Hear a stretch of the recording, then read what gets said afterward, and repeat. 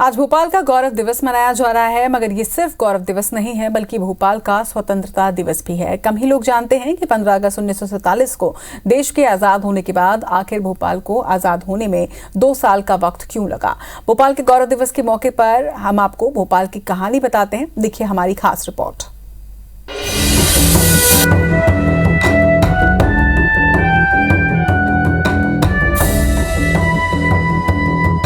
भोपाल देश के दिल में बसा एक दिलकश शहर। यहाँ बड़ा तालाब है, कदम कदम पर झीलें हैं, पहाड़ की हरियाली है, प्रकृति की अद्भुत सुंदरता के बीच बसा शहर है भोपाल। लेकिन शायद कम ही लोग जानते हैं कि भोपाल 15 अगस्त 1947 को नहीं बल्कि 1 जून 1949 को आजाद हुआ है। दरअसल हम जिस भोपाल को नवाबों के शहर के रूप में जानते हैं, उसी शहर के अंतिम नवाब हमीदुल्लाह खान ये नहीं चाहते थे कि भोपाल आजाद हो। वे इसे पाकिस्तान में मिलाना या फिर देश की तमाम नवाबी सल्तनत को मिलाकर अलग देश बनाना चाहते थे। भोपाल नवाब ये चाहते थे कि भोपाल जो पुरानी रियासत उसको इंडिया का स्टेट बना दें, इंडियन यूनियन का। ये इनका बहुत ज़्यादा इंटेंशन था। लेकिन यहाँ वाले लोग या बाहर वाले लोग जो मूवमेंट चाहते थे कि वो चाहते थे कि इसको और बड़ा बना दें। पंडित जी ने भी इसका बड़ा सपोर्ट किया। हम आपको भोपाल की आजादी की कहानी सिलसिलेवार तरीके से बताते हैं। 15 अगस्त 1947 को देश आजाद हुआ। 16 अगस्त 1947 को नवाब हमीदुल्लाह खान ने भोपाल को भारत में विलय नहीं करने का ऐलान किया, जिसके बाद 2 साल तक भोपाल के लोगों ने इसे आजाद कराने के लिए संघर्ष किया। इस दौरान मार्च 1948 को रायसेन के बोरास गांव में आंदोलन हुआ। बोरास में तिरंगा झंडा फहराने गए 7 लोगों को नवाब की पुलिस ने गोली मारकर शहीद कर दिया, जिसका खूब विरोध भी हुआ। आखिरकार शहरवासियों के कड़े विरोध के बाद नवाब झुक गए। 30 अगस्त 1949 को नवाब ने मर्जर एग्रीमेंट पर साइन किए। 1 जून 1949 को भोपाल आजाद हुआ। लगभग 2 साल चले कड़े संघर्ष और कई बलिदानों के बाद आखिरकार भोपाल के मर्जर एग्रीमेंट और विलीनीकरण पर हस्ताक्षर हुए। आप देख सकते हैं ये वही पुराना जुमेराती का पोस्ट ऑफिस है जहां पर पहली बार 1 जून 1949 को भारतीय तिरंगा फहराया गया था। इसके पहले नवाब हमीदुल्लाह खान ने भारत सरकार के साथ जो समझौता और विलीनीकरण पर हस्ताक्षर किए थे वो 30 अप्रैल 1949 को किए थे और इसके ठीक 1 महीने बाद 1 जून 1949 को इसी पोल पर भारतीय तिरंगा फहराकर भोपाल को आज़ाद भारत में मिलाया गया था। और उसके बाद लगातार कई और रियासतें थीं, हैदराबाद की रियासत और दूसरी रियासतें, भोपाल के बाद उनके भी विलीनीकरण का रास्ता खुला था। दरअसल पाकिस्तान भोपाल, जूनागढ़ और हैदराबाद जैसी मुगलकालीन रियासतों को भारत से अलग होने के लिए हवा दे रहा था। लेकिन सरदार पटेल की सख्ती और भोपाल के दर्जनों लोगों की शहादत के बाद आखिरकार भोपाल आजाद हुआ।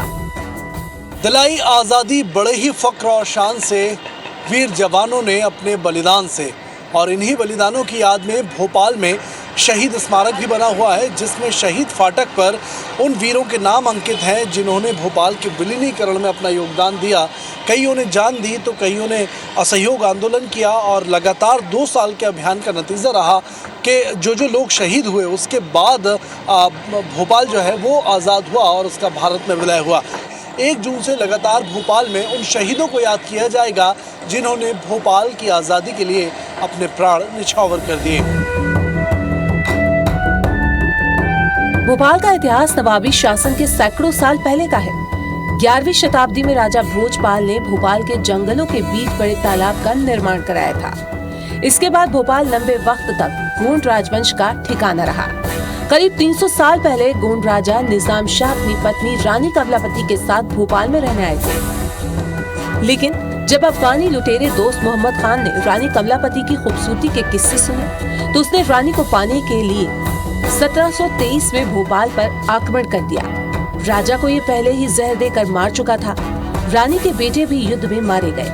आखिरकार अपनी अस्मत बचाने के लिए रानी ने अपनी हजारों सखियों और दासियों के साथ अपने किले में ही जल समाधि ले ली।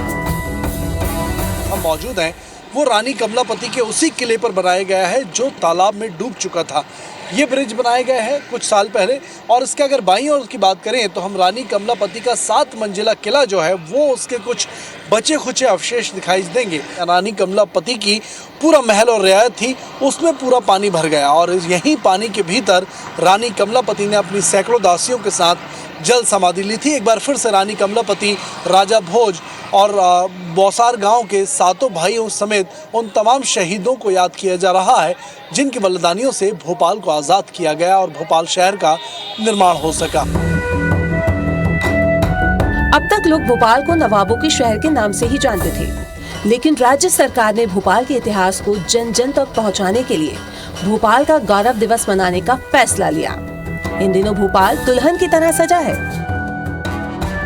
भोपाल के गौरव दिवस पर आप सबको बहुत बहुत बधाइयाँ। ये राजा भोज का शहर है, ये रानी कमलापति का शहर है, ये आप सबका शहर है। आइए भोपाल को और स्वच्छ भी बनाए, सुंदर भी बनाए और अपने कामों से भोपाल का गौरव बढ़ाएं। भोपाल में इस समय विकास की लहर चारों तरफ चल रही है। ऐसा एक भी कार्यक्रम नहीं है जो भोपाल शहर में इस समय नहीं मनाया जा रहा है। छोटे से छोटे कार्यक्रम को, छोटी से छोटी तिथि को याद करके उसको भोपाल वासियों के साथ मनाया जा रहा है। भोपाल का इतिहास हमारी सबसे बड़ी झील है। उसके बाद भोपाल में बिरला मंदिर है, वन विहार है और छोटे तालाब है और सौंदर्य प्रधान बहुत सारी चीज़ें जिसको देखने से भोपाल अपने आप में अलग छवि महसूस करता है। चलाते रहना चाहिए सरकार को, जिससे भी जो जागरूकता पहुँचे लोगों के पास कि इवेंट में मतलब क्या क्या होता है भोपाल के बारे में सबको पता चले।